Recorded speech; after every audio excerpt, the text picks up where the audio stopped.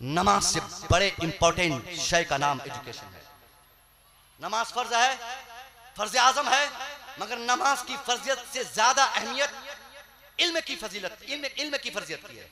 रोजा फर्ज है, मगर रोजे से ज्यादा इंपॉर्टेंट हमारे लिए एजुकेशन हासिल करना।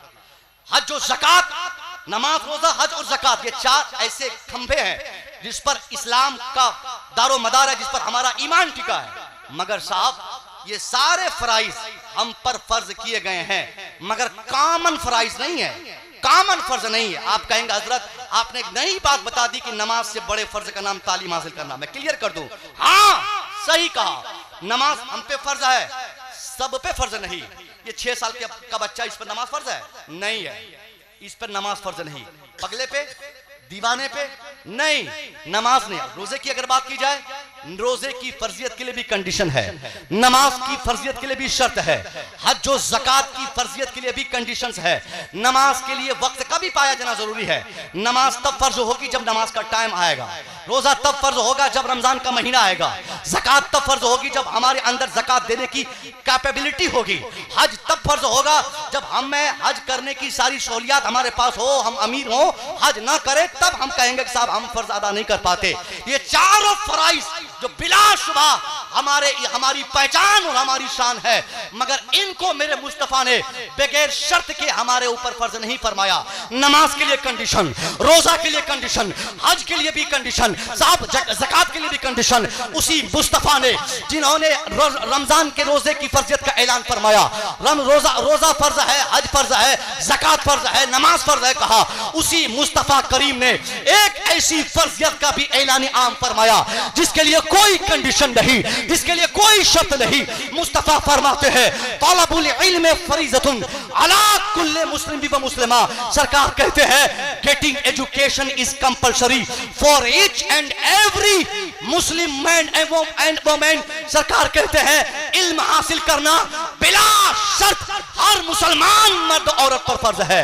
बच्चा हो तब भी फर्ज है, बूढ़ा हो तब भी फर्ज है, जवान हो तब भी फर्ज है, पगला हो तब भी फर्ज है, बूढ़ा हो तब भी फर्ज है, मर्द हो तब भी फर्ज है, औरत हो तब भी फर्ज है।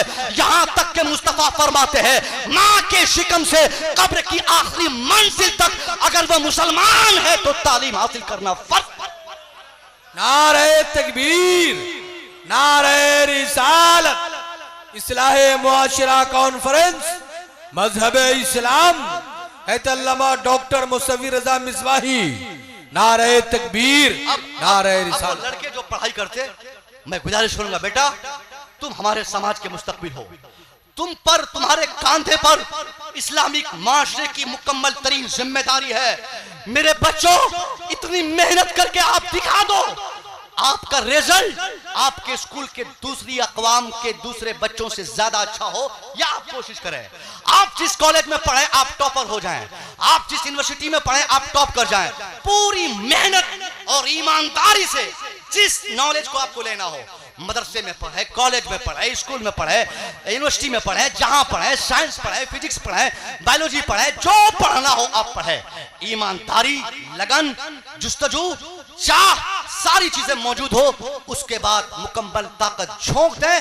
10 साल के बाद आप देखेंगे जिस झोपड़पट्टी से आप बाहर आए हैं वो झोपड़पट्टी 10 साल के बाद नजर नहीं आएगी। उसी झोपड़पट्टी के सामने एक शानदार बिल्डिंग होगी, उस बिल्डिंग में आप बैठकर बाहैसियत बादशाह अपनी जिंदगी गुजारेंगे। बोलिए पढ़ेंगे? इंशाल्लाह पढ़ेंगे। ये मुझे जरूरी चीजें जो बताई गई थी मैंने बता दी।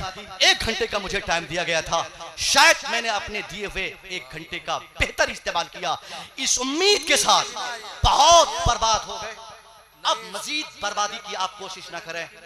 आपकी तब्दीली का सारा जिम्मेदार, आपकी तब्दीली की सारी जिम्मेदारी आप खुद हैं। पढ़ाई करें, पढ़ें, बच्चों को पढ़ाएं। आप गरीब हो गए तो क्या हुआ? ये गरीब लोग गुर्बत को नाटक के तरफ पेश करते, बोलते हजरत मैं तो गरीब हूं। अब गरीब आदमी कहां से कैसे पढ़ाएगा? कैसे आईएएस बनाएगा।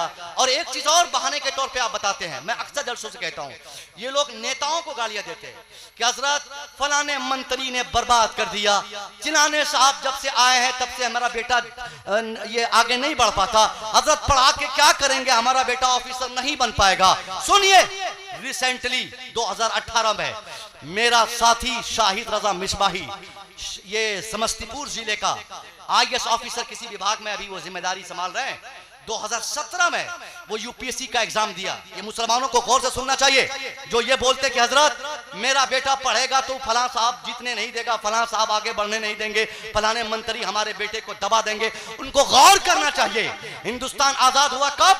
2014 में। नहीं 47 नहीं 14, जो बोलवाए वो बोलिए, क्यों 47 कहिएगा? 14 बोले, 15 बोले, 47 बोले, उससे आपका ईमान और अकीदे में क्या खराबी लाजिम आएगी? जब बोलने कहे बोलिए, हम तो 14 ही मानते साहब, 47 नहीं 14, जहां जैसे बेहतर हो। 14 में 2014 में भारत आजाद हुआ, 15, 16, 17 आजादी के 3 साल के बाद शाहिद रजा मिसबाही 17 में, 2017 में यहां तक कि यूपी भी आजाद हो चुका था। क्या साहब? यूपी को भी आजादी 17 में ही मिली थी। 17 में तकरीबन हिंदुस्तान का अक्सर हिस्सा आजाद हो चुका था। 17 में यूपीएससी के एग्जाम की उम्मीदवारी लेकर एग्जाम देने बैठा कौन? शाहिद रजा। अब जब एग्जाम दिया 2018 के मार्च या अप्रैल के बीच में वो रिजल्ट आया, रिजल्ट की जब फेरिस्त तरतीब पाई, उस फेरिस्त में जहां मोहन का नाम, जहां सोहन का नाम, जहां गणेश का नाम, जहां सीता का नाम, जहां गीता का नाम, जहां कुमार का नाम, उसी फेरिस्त में नुमाया तौर पर 5 वक्त नमाज पढ़ने वाला, बरकाती टोपी लगाने वाला, एक मुस्तदारी रखने वाला, एक आलिम दीन शाहिद रजा मिसबाही का भी नाम शामिल था। यह बताने को काफी है, जो पढ़ेगा वो आगे बढ़ेगा, हुकूमत चाहे जिसकी हो। नारे तकबीर, नारे रिसालत, नारे रिसालत, तालीमे बिदारी, तालीमे बिदारी, अल्लामा डॉक्टर मुसव्विर रजा मिसबाही, नारे तकबीर, नारे रिसालत। दाढ़ी वाला, टोपी वाला, अगर वो रिटर्न एग्जाम अच्छा कर दे, ओरल एग्जाम जब हो, जब उस तकरीरी इम्तिहान में बैठेगा, जो उसका पैनल होगा, उसके जो मेंबरान होंगे, वो तो मुलाहाजा करेंगे ना कि सामने वाला आईएएस का कंपटीशन दे रहा है, चेहरे पर एक मुश्त दाढ़ी है, सर पे टोपी है, इसको फेल कर दो, नंबर कम दो। नहीं, ये बताने को काफी है कि खालिस आजाद भारत में, मैं नहीं मानता पहले की आजादी, वही मान गया, चलो ठीक है, उस माहौल में भी शाहिद रजा एक मुश्त दाढ़ी रखकर जब यूपीएससी का एग्जाम दिया, तो वो लोग भी शाहिद रजा की काबिलियत को छुपा नहीं पाए, और आज आईएएस बनकर समस्तीपुर जिले में काम कर रहा है। आप भी पढ़े, कोई माई का लाल ऐसा पैदा नहीं हुआ है, बोलता हूं, जो आपके बच्चे की कुव्वत या काबिलियत को दबा सके। आप खुद गलती करते और बोलते फलाने मंत्री की वजह से ऐसा हुआ। कोई मंत्री आपके बच्चे को पढ़ाने से मना नहीं करता। आप पढ़ना चुके अपने ऊपर है ना, हम मेहनत करेंगे ना, हम तो बंद कमरे में बैठकर हम पढ़ सकते हैं। इसलिए साहब पढ़िए, खूब पढ़िए। यही तालीम और तरबियत, जो मैंने तरबियत की बात पहले की, इन दोनों चीजों पर अगर आपने काम कर दिया, मजीद हम जैसे खतीब को चीखने की जरूरत नहीं पड़ेगी। इसी तालीम को आगे बढ़ाने के लिए मौलाना आजमतुल्लाह ने भी, मैंने सुना कि बहुत बड़े पैमाने पे एक लड़की का एक इदारा चलाते हैं, बच्चियों का चला रहे हैं ना, और भी हमारे उलमा चला रहे होंगे। खूब चलाएं, इन सारे उलमा की पुष्ट पनाही आप करें, इमदाद करें, ताउन करें, इनको सपोर्ट करें। इंशाअल्लाह 2, 4, 5, 10 साल में हर तरह से आप बदलाव देखेंगे। हमारे अंदर नॉलेज होगा तो हमें कोई डराएगा नहीं, और अगर नॉलेजेस नहीं होंगे, पूरी जिंदगी एहतजाज और प्रोटेस्ट करके थक जाएंगे, हमें दुनिया चटनी समझकर खा जाएगी, हम यहां से विलुप्त हो जाएंगे, इसका एहसास भी हमको नहीं होगा। अस्सलाम वालेकुम।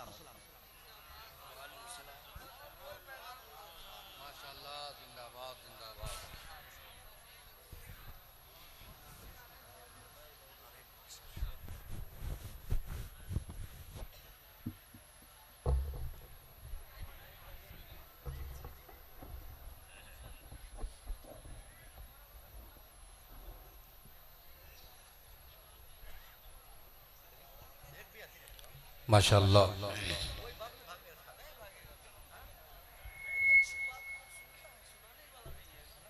इलाही हमें भी मदीने का मेहमान बना दिया जाए। इलाही हमें भी मदीने का, इलाही हम पे ये एहसान कर दिया जाए। इलाही हम पे ये एहसान कर दिया जाए, हमें भी मदीने का मेहमान कर दिया जाए। नबी के दीन को अगर नबी के दीन को सर की अगर ज़रूरत हो, हमारे नाम का ऐलान कर दिया जाए। हमारे नाम का ऐलान कर दिया जाए। बहुत बसीरत अफरोज, नसीहत आमेज गुफ्तगू खतीबुल हिंद हैतल्लमा डॉक्टर प्रोफेसर मुसव्विर रजा मिसबाही पूर्णिया बिहार से आपने समाअत किया है। रब्बे कदीर की बारगाह में दुआ है कि रब्बे कदीर हमें और आपको इनके जुमलों पर अमल करने की तौफीक और रफ़ीक अता फरमाए। अगर आप तमामी हजरात ने इनके जुमलों पर अमल कर लिया तो इंशाअल्लाह ताला हमारे मुआशरे में इनकलाब आ सकता है, हमारे ज़िला में इनकलाब आ सकता है, हमारे सूबा में इनकलाब आ सकता है। शर्त यह है कि हम इन तमाम तर जुमलों पर अमल करें। ये तमाम तर उलमाए सुन्नत का एक अजीम काफिला मौजूद है कि वद्दुहा सूरह रहमान में मौजूद हैं। अल्लामा अज़मतुल्लाह कादरी साहब क़िबला, हज़रत अल्लामा मुफ्ती सरफराज साहब क़िबला मिसबाही और हज़रत तौसीफ रजा फैजी, हज़रत अल्लामा मुश्ताक अलीमी साहब क़िबला, हज़रत अल्लामा मुफ्ती रफ़ीक आलम साहब क़िबला, ये तमाम तर हमारे उलमा तशरीफ रखते हैं कि वद्दुहा सूरह रहमान में मौजूद हैं। उनके चर्चे हर जगह कुरान में मौजूद हैं। मैं गुजारिश करूंगा कमेटी के एक अफराद से कि आप मेरी आवाज़ अगर सुन रहे हो तो खतीबुल हिंद नाशिर मसलक के आला हजरत हैतल्लामा सैयद मुकीमुर रहमान साहब क़िबला को आप तमामी हजरात 10 से 15 मिनट में तैयार करा करके मिंबर शरीफ पर तशरीफ लेकर के आए कि वद्दुहा सूरह रहमान में मौजूद है। उनके चर्चे हर जगह कुरान में मौजूद हैं। वद्दुहा सूरह रहमान में मौजूद है। उनके चर्चे हर जगह कुरान में मौजूद हैं। उनके चर्चे हर जगह कुरान में मौजूद है।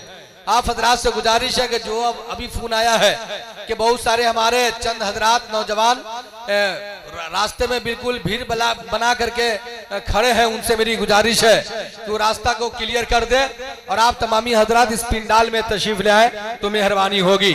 आप तमामी हजरात एक बार कह दीजिए या रसूल अल्लाह और मचल के कह दीजिए या रसूल अल्लाह। इसलिए तो कहता हूं कि करबला की नहरों के दायरे कहां तक है। सुन्नत अपनी उंगलियां उबैदुल्लाह कादरी के हवाले कर दे ताकि इन बुजुर्गों की दुआ से उबैदुल्लाह कादरी आगे सफर करे कि करबला की नहरों के दायरे कहां